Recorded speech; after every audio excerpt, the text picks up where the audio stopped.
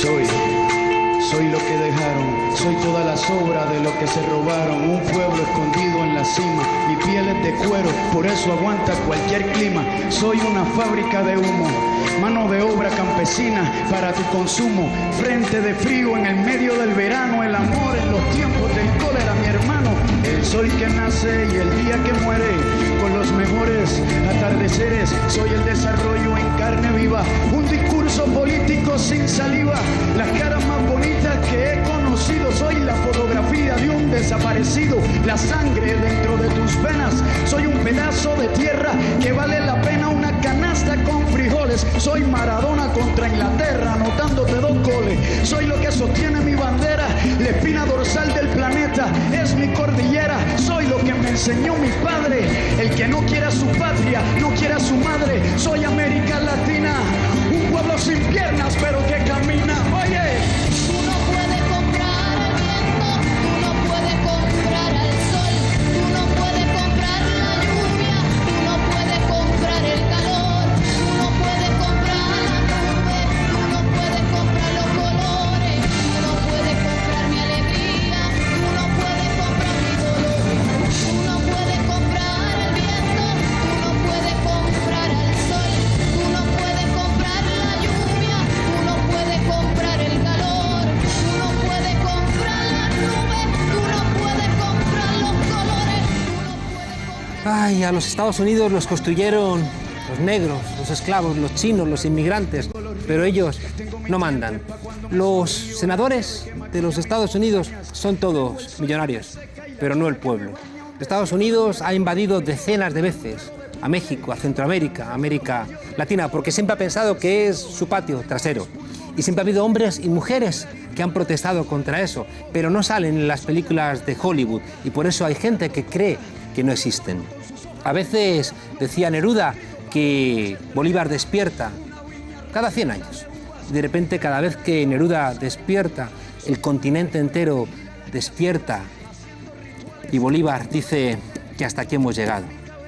Creo que algo despertó en el continente a finales de los años 90 y atravesó, como aquella vez, aquella noche de la independencia que se convirtió en un día. Dijeron basta y molestó profundamente al norte. Nadie ha sido tan odiado por parte de Estados Unidos y de las oligarquías latinoamericanas como Hugo Chávez. Quizá Fidel Castro, no en vano, eran muy amigos. Esa amistad y ese coraje traspasó el continente y todavía no lo perdonan. Este día 20 hay elecciones en Venezuela y están algunos intentando que fracasen. Otros, los pueblos, saben que esas elecciones son una señal, otra vez, de que Venezuela escucha al pueblo y que Venezuela sigue siendo un ejemplo para el continente. Y para hablar de todas esas dificultades, ¿a quién mejor que una persona que se jugó la libertad y la vida por llevar la democracia a su país, a Venezuela? Bienvenido esta noche a la frontera, embajador de Venezuela, Mario Isea. Gracias, Juan Carlos. Este domingo se celebran elecciones presidenciales en Venezuela, unos comicios bien relevantes, que solamente si entendemos qué cambió en el continente latinoamericano cuando el presidente Chávez en el año 98 gana las elecciones. En el 98, cuando Chávez gana las elecciones, los indicadores socioeconómicos eran terribles, no solo en Venezuela, en muchos lugares de América, ¿no? Y se declaraba que estábamos en crisis. Todos los sectores en Venezuela decían, hay una crisis económica, política, social, total, de valores.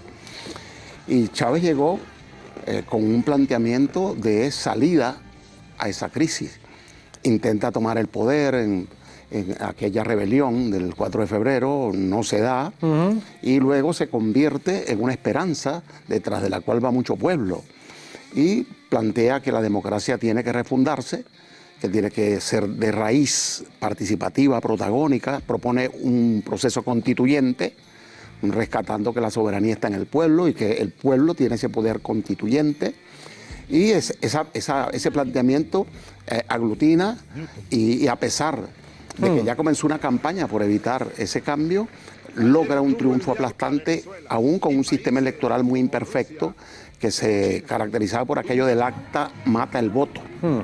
Pero fue tal la avalancha. Es decir, que quien redactaba el acta decía, da igual lo que hayas votado, cambiaba los resultados. Al final, que es muy típico, ¿no? Todavía los partidos en América Latina, en muchos lugares, en México estoy pensando que tiene elecciones dentro de poco. Hace poco hubo varios países con resultados muy cuestionados. Claro. En nuestro caso, después de esas elecciones, a partir ya del año 2000, se establece un nuevo sistema electoral que está probado, calificado por observadores internacionales diversos. La Fundación Carter, por ejemplo, comisiones de diputados del Congreso de España en el 2013 lo ratificaron. Es un sistema a prueba de fraude. Embajador, Venezuela no estaba en el mapa. No existía, salvo algunos representantes, ¿no?, del poder o de PDVSA que iban por el mundo diciendo está barato, deme dos, ¿no? Y de repente Venezuela está en la agenda política. ¿Por qué? Bueno, pues se plantea dos cosas. Primero, un modelo de distribución de la riqueza, de justicia social, de inclusión. Se comienza a pagar la deuda social acumulada. Se plantea que los recursos naturales explotados soberanamente tienen que producir una renta, pero no para acumulación de unos pocos o exportación de capitales, sino para incorporar a la gente al disfrute de los derechos esenciales, de los bienes públicos esenciales, vale decir sanidad, educación. ¿Y eso es tan peligroso? Vivienda. Es peligroso porque es un referente, ¿no?, de cómo no quieren los que acumulan la riqueza, los que tienen el control económico del mundo y financiero en los últimos tiempos, que se haga.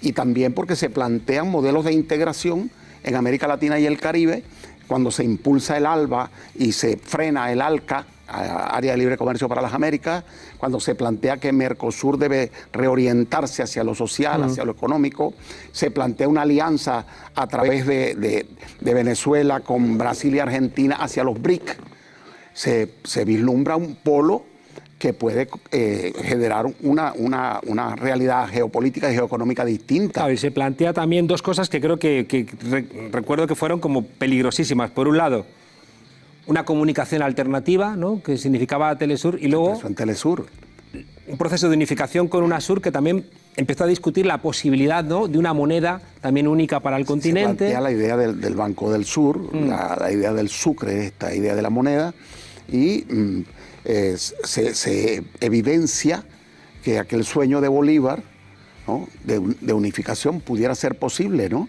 y que replanteándolo en términos racionales con las realidades de hoy en día. Esto de verdad es lo que hace que nos declaren amenaza para la seguridad de los Estados Unidos, el decreto de Obama, ¿no?, y que se planteen derrocar a todos los gobiernos progresistas que se inspiraron en este proceso bolivariano y que fueron surgiendo en muchos países de América Latina. Yo siempre he dicho, embajador, que es evidente que Nicolás Maduro no es Chávez, pero que los enemigos de Nicolás Maduro eran los mismos enemigos que los del presidente Chávez.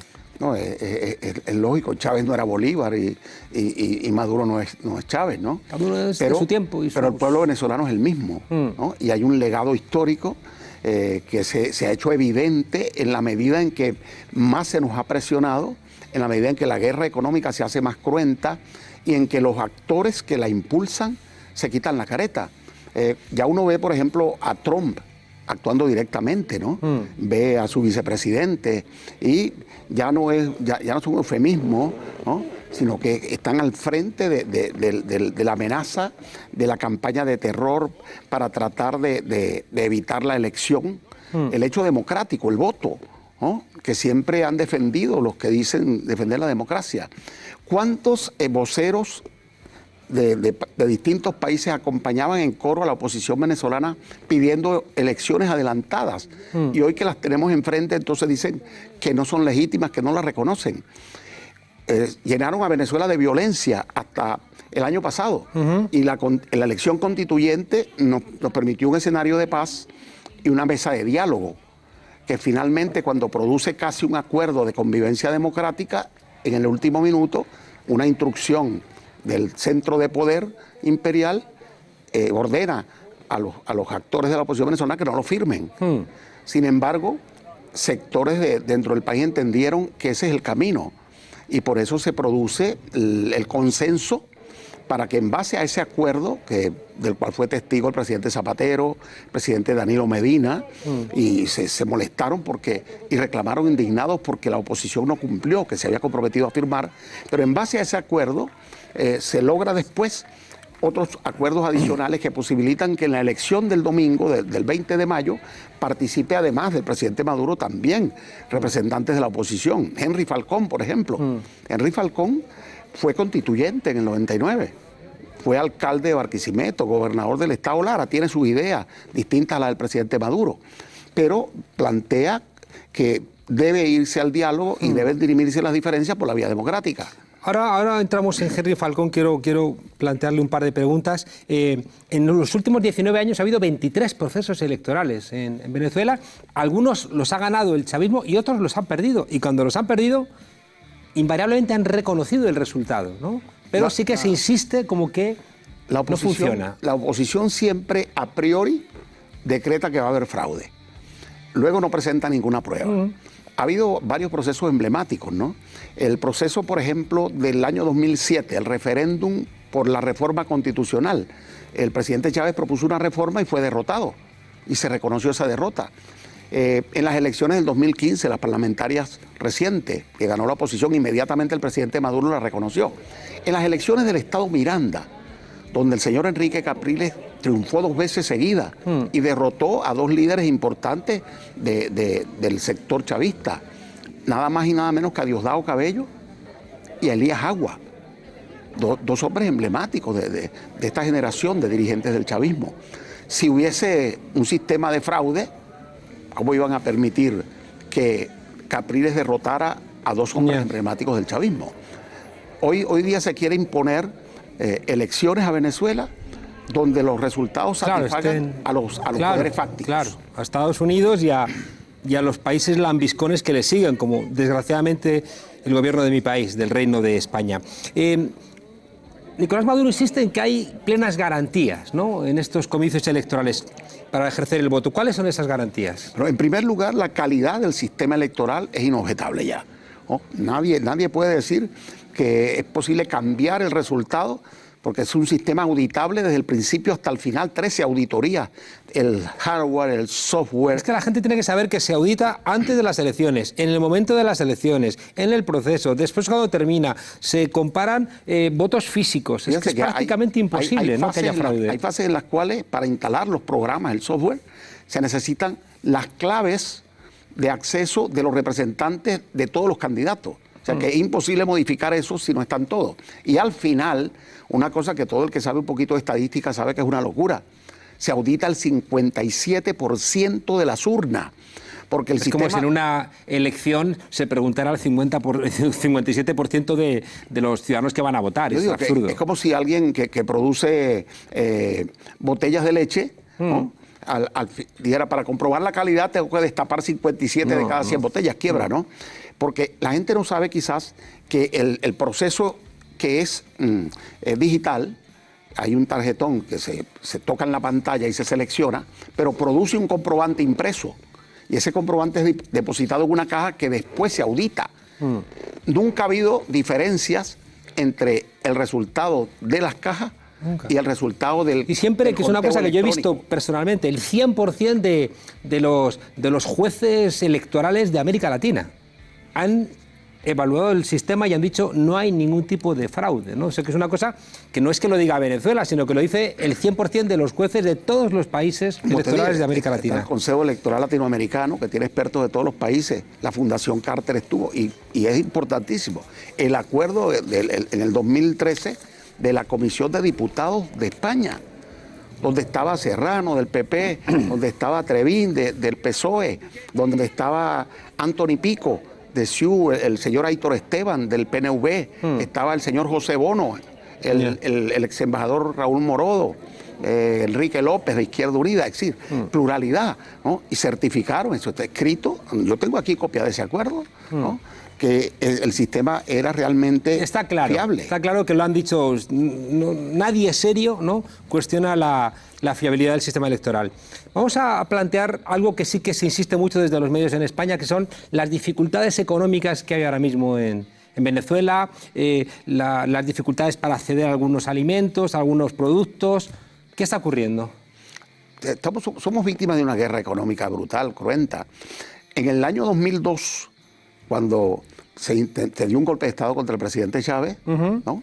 Luego, al final, en el 2003, como ese golpe fracasó, fue derrotado por el pueblo, la Alianza Cívico-Militar se expresó allí, y fueron al sabotaje de la industria petrolera. Esa fue la expresión más clara de que había una guerra económica declarada. Y gradualmente se siguió implementando porque ese sabotaje fue derrotado y hoy tenemos bloqueo, sanciones unilaterales, amenazas de más sanciones para impedir que los alimentos, que los productos farmacéuticos lleguen, que los bienes de capital, repuestos de reposición. Y estamos haciendo alianzas con países de otras latitudes, con la Federación Rusa, con China, con Turquía, con Irán, con gente de los países no alineados, con los hermanos del Caribe, para sortear estas dificultades y siendo creativos. El país está desarrollando estas dificultades, desarrollando oportunidades. Estamos lanzando una petromoneda, ¿no? Una moneda a usanzas del Bitcoin, pero con un soporte en las reservas petrolíferas del país. Es la primera vez que se da. Todo esto conjugado con un conjunto de iniciativas, con estabilidad política mínima, que es lo que quieren evitar. Quieren deslegitimar la democracia venezolana y sus instituciones. Por eso han tratado de no reconocer o declarar que no reconocerían las elecciones. Quien va a legitimar esa elección va a ser una participación importante de nuestro pueblo. Está garantizado que todo el que quiera votar puede hacerlo, porque en Venezuela votar es un derecho. Cualquiera que desee abstenerse puede hacerlo. Lo que no tiene derecho es a impedir por la fuerza o con campañas de terror, intimidación o coacción que quien quiera votar pueda hacerlo. Los sondeos muestran una tendencia altísima de participación, que el que mínimo registra un 55% y hay algunas que registran hasta 65%. Yo me voy a quedar con la media. Pudiera estar entre 55 y 60% la participación, que sería altísima considerando que desde fuera están haciendo campaña para que el proceso no se dé y hay actores de oposición equivocadamente llamando a la abstención. Hay un precedente, Juan Carlos. En el año 2005, la oposición se retiró de las elecciones parlamentarias. Luego se arrepintieron de ese lamentable error porque traicionaron a sus seguidores que confiaban en ellos y ellos unilateralmente retiraron a sus candidatos. Están tratando de hacer lo mismo, ¿no? Tratando de impedir que hubiese una participación plural. La hay, de hecho la hay. Está participando Maduro, Bertucci, se inscribió libremente, Falcón, apoyado por partidos muy históricos en Venezuela. Copey, el Partido Social Cristiano Copey tiene más de 60 años de vida. Tuvo 2 presidentes, uno de ellos en 2 periodos, ¿no? Luis Herrera Campín, Caldera primero. El Movimiento al Socialismo Más tiene 47 años de fundado, tuvo varios candidatos presidenciales. De modo que no es verdad que no esté participando la oposición. Hay en esa dirección, embajador, yo recuerdo hace años que alguien que conocía muy bien Venezuela me dijo: la oposición al chavismo va a nacer del propio chavismo. Me planteó que el comportamiento de la oposición, que era tan leal a Estados Unidos, iba a ser siempre incapaz, ¿no?, de construir una mayoría. En cambio, los propios errores del chavismo podían generar, ¿no?, una línea que pudiera construir esa alternativa. Henry Falcón, de alguna manera, responde a ese presupuesto. Bueno, Henry Falcón originalmente militaba alrededor del presidente Chávez. Por eso, sí. Y cuando fue alcalde de Barquisimeto y electo gobernador por primera vez, tuvo el respaldo. Luego le abrió su propia visión, su propia opción, ¿no? Y bueno, está en su derecho perfectamente, ¿no? En el chavismo hay concurrencia plural, porque está el PCV hoy, pero hay un grupo de partidos del Polo Patriótico, está el Partido Comunista, está el MEP, el UPB, están los Tupamaros, está Podemos, hay una gama que no tiene nada que ver con el de aquí. No, son distintos, ¿no? De modo que ahí hay un debate, ¿no? Y es un proceso en constante revisión. Y hay visiones que a veces se contraponen y la síntesis impulsa el proceso hacia adelante. Embajador, déjeme plantear una cosa que para la gente que nos ve también aquí en España, yo siempre cuento que que los dos países que dan los libertadores en América Latina, que son Argentina y Venezuela, eran dos países peculiares porque ninguno de los dos tenía minas. Al no tener minas, aquí en España no nos interesó y por tanto no fueron virreinatos. Venezuela fue solamente una capitanía general, ¿no?, para el cacao, ¿no?, de Barlovento, que le gustaba a los Borbones, las perlas, lo exportaran, ¿no? Quizás, sí, algunas cosas así como muy peculiares. La compañía guipuzcoana, cuando subes de Maiquetía, está ahí a la izquierda, ¿no?, a finales del siglo XVIII, pero no hubo estructuras administrativas. El siglo XIX es un siglo atravesado de una suerte de guerra civil, ¿no?, y en el siglo XX, cuando se empieza a montar el Estado, ya hay petróleo, ¿no?, y es un Estado que se monta desde arriba. Y hay una de las quejas, ¿no?, desde la perspectiva académica, ¿no?, de Fernando Coronil, de otros autores a Venezuela, y es la ineficiencia. Y cómo la ineficiencia, bueno, pues genera también dificultades que tienen que ver, ¿no?, con lo que podríamos plantear lo no solventado por el chavismo durante todos estos años. Sí, obviamente hay grandes desafíos, ¿no? Nosotros nos encontramos al principio del gobierno del presidente Chávez con una deuda social terrible y con una exclusión inmensa. Nada más 3 millones de familias sin vivienda, contingentes humanos sin escolaridad, millones de personas sin cédula de identidad, sin documento de identidad. Yo creo que se intentó pagar deuda social muy rápidamente, toda quizás, pensando que iba a haber comprensión y cooperación del mundo y no intentos de destruir lo que estamos haciendo. No es cualquier cosa incorporar la escolaridad al 93% de la población. No es cualquier cosa incorporar a la mayoría de las personas con derecho a pensión a disfrutar de pensiones dignas, ¿no? No es cualquier cosa crear toda una red de barrio adentro para dar salud, sanidad a nivel primario, pobres, a los cerros, en el poco tiempo que se hizo. Ahora, estamos precisamente en el momento del despegue, ¿no?, con convenios internacionales importantes, con la participación en Mercosur, con las alianzas que teníamos con todos los países, cuando se produce un ataque bestial que yo digo que comenzó en el 2003, cuando bombardearon Irak. Comenzó toda una geopolítica para generar una desestabilización, luego el auge del fracking, el tema libio, etcétera, en el mercado petrolero. Con el hundimiento de los precios del petróleo. Golpear a todas las economías emergentes, no solo a nosotros, también golpean a Ecuador, golpean a Bolivia con el tema del gas, golpean a Rusia, a México, producen toda una desestabilización. Sin embargo, a pesar de ello, nosotros estamos en condiciones, si nos permitieran desarrollar planes de cooperación con los recursos que tenemos y con el concepto de seguridad energética que nosotros manejamos, que no es solo seguridad energética para las potencias, sino el derecho al consumo de energía para el desarrollo de todos los países. Me da la sensación de que Estados Unidos pone un palo en las ruedas, te caes y te dice, ya te estaba yo diciendo que ibas por mal camino. Embajador, que nos hemos comido el tiempo. Yo a veces, y sigo el tema de Venezuela, a veces ya no sabía si había embajador o no había embajador por este baile, ¿no?, de ahora sí, ahora no, ahora te quito, ahora me voy. ¿Cómo está la situación diplomática con España? Bueno, se acordó normalizar la relación, aunque es obvio que hay diferentes visiones en las cosas. Nosotros hemos siempre planteado, nuestro canciller, nuestro presidente, y yo me hago eco, por supuesto, que queremos una relación cordial de respeto a nuestra soberanía, ¿no? Que se entienda más allá de una visión eurocéntrica que América Latina está cambiando, va a seguir cambiando, que Venezuela es una pieza en ese cambio para bien, ¿no? Que nosotros creemos en la paz, somos un territorio de paz, que creemos en la cooperación y a eso llamamos, ¿no? De modo que es un intento de seguir promoviendo encuentros y no desencuentros. Aspiramos que después de la elección, donde yo digo que una alta participación va a legitimar ese resultado, están dadas las garantías y las condiciones de participación. En España hay más de 22.000 electores inscritos, participando en las 5 ciudades donde tenemos consulado. Pueden votar, el acto se va a realizar desde las 8 de la mañana, el acto de votación en sí, un poco más temprano se instalan las mesas, y están todas las condiciones para que la gente vote. Pero en Venezuela son más de 20 millones de electores.